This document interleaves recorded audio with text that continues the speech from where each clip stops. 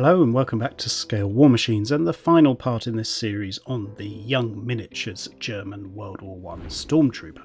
A bit like in the previous parts, because it's resin, preparation is very specific, and I prepared all the accessories in the usual way, cleaned them up and mounted them on wooden cuticle pushers.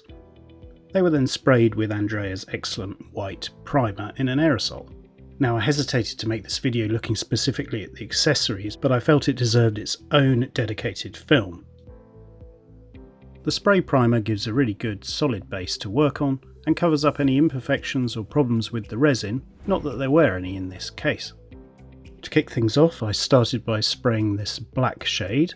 This was sprayed over the accessories just to give a little bit of shadow and to show some of the details prior to painting. If you don't have an airbrush, you can also apply these sort of coats by brush.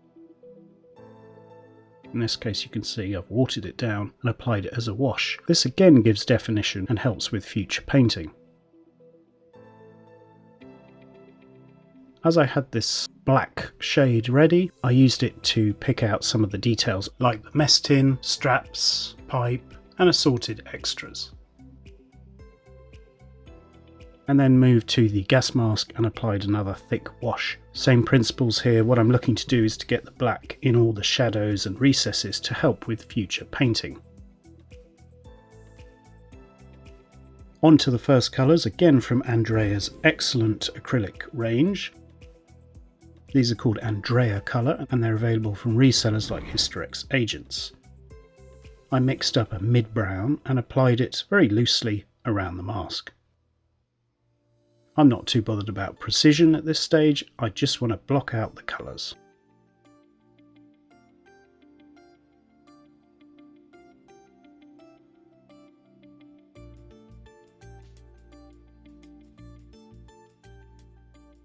On the inside I darkened it substantially and applied that to the area that will likely never be seen, but will certainly be in strong shadow.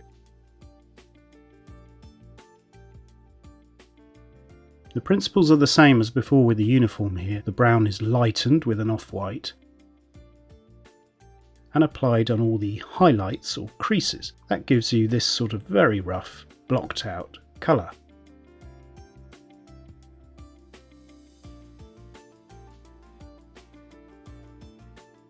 The excellent box art with the bust showed the very distinctive design of the glassware in the gas mask. I picked out an appropriate off-yellow base colour for the lensware, and also using a canvas shade I just marked out elements of the construction of the mask, like the border to the lenses. I will re-colour these, you'll see later.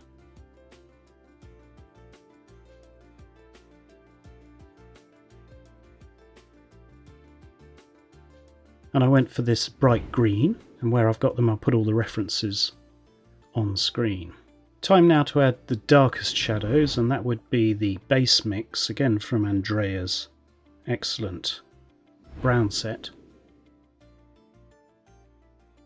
The darkest reference in that set was used to create shadows around the features I've just painted. Now the tricky part, the very distinctive visuals within the lens. I just went and had a go at this with a reasonably decent fine pointed brush, knowing that I could touch it all up later. The important thing for me was just to get this sort of mapped out. I'm never that good at these precise elements on a figurine or bust. The solution I find is just to gradually build up layers and tidy up with the base coat once I'm done.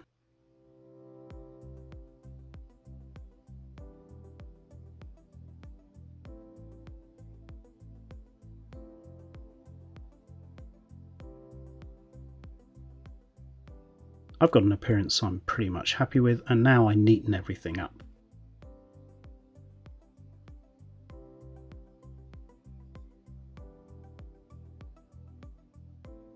With that done, I wanted to add a little bit of graduation or shadow area to the base of the lenses. And that was done just with a thin brown mix from the brown set.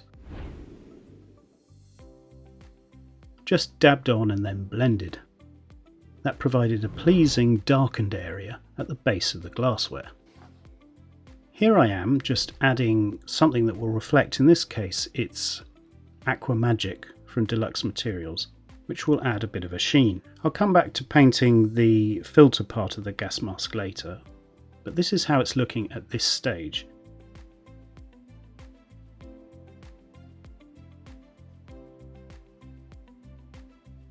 The final step is to give a misting coat using Tamiya Clear Smoke, and that was applied by airbrush just to darken up the lenses a bit. Onto the mess tin. Now I wanted this to appear really scratched, so I started off by painting on a silvery base from the Andrea Color set, their silver set, knowing that I would degrade the top coats later. To do that I used Worn Effects, a chipping solution from AK Interactive. This was sprayed over anything that I was going to heavily weather or chip, including the helmet, the mess tin, and so on. Just try to get an even coat. I then went for a green shade that came from Vallejo's Model Air and sprayed all over the mess tin, including the straps. This was then lightened with the off-white from Andrea and sprayed over all the accessories.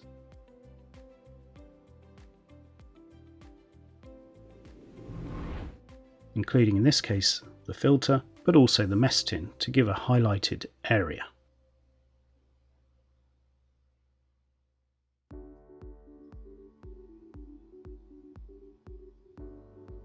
Time now for the intricate camouflage scheme on the helmet. I started off using this reference from Andrea Color's set and blocked out the greens first of all.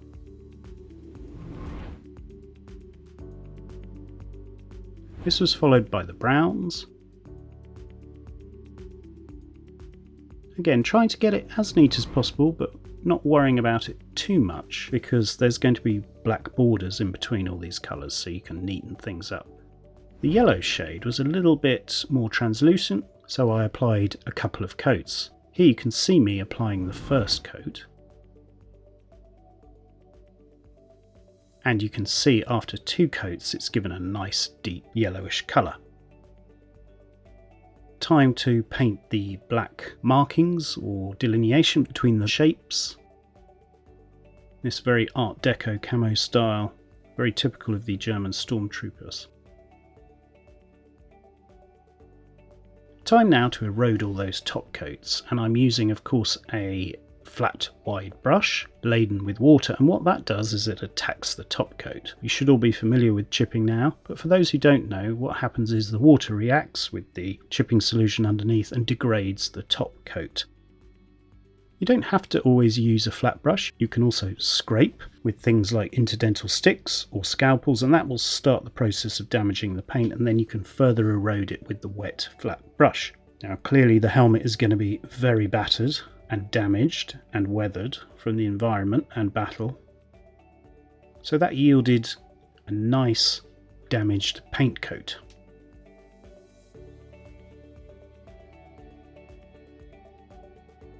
This could then be sealed, and in this case I used Johnson's Clear, which is an acrylic floor polish, but you could use any varnish, and you can see it being applied by my Iwata HP-CH airbrush.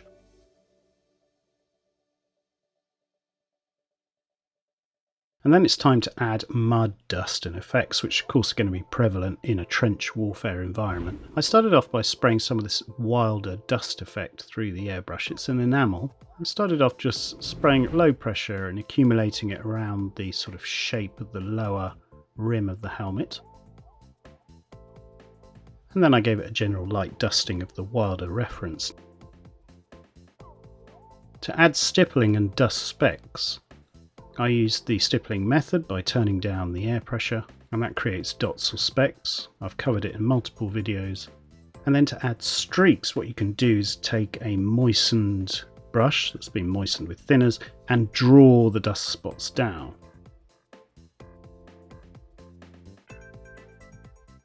You can also add things like streaks and darker stains. I did that with the grime effects set from Ammo by Mig.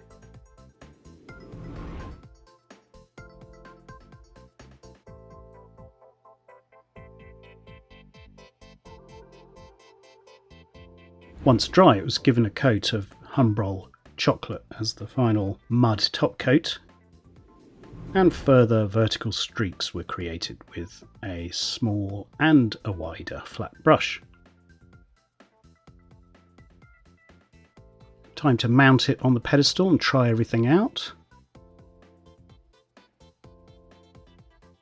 It's really pleasing to see all the elements come together, the face from part 1, the uniform from part 2, and now the accessories. I wanted to add a sheen on the leather, so I applied a little bit of varnish, satin varnish in this case, and then something I really enjoy doing, which is crossing over some of the armour weathering effects onto figures, in this case using Ammo by MIG washes. They create various dirt and mud references. Those were thinned down and washed over the lower part of the tunic to give an impression of the terrible conditions of trench warfare. And then using other mud shades, you can apply more stippling. You can mix it between dark and light, dust and oil type colours. And in this case, that adds the effect of water damage, water droplets, mud splatter and so on, all over the figurine.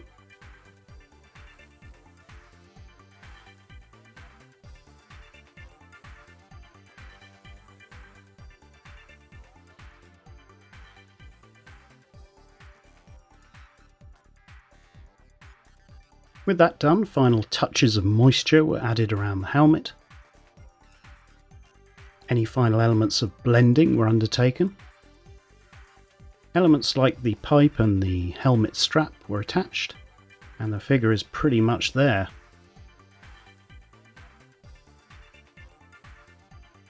The final thing I added was some pigments, using these Vallejo pigments, and those were applied dry to give a final coating of dust. And here he is, finished at last. It's certainly been an interesting figure to paint. I've really enjoyed it. It's my first German World War I bust or figurine, so I've really enjoyed doing that. I particularly enjoyed though getting that stippling and speckling all over the figure. I think that was really successful. There's aspects of it I like and aspects of it I'm less happy with, but generally it's been fun and that's what counts. A big shout out to Young Miniatures. They make really fantastic resin busts, and so it's a real pleasure to paint them.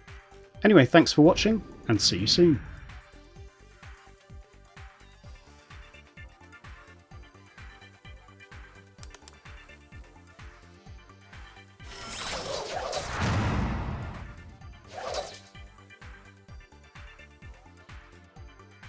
Subscribe for our latest videos.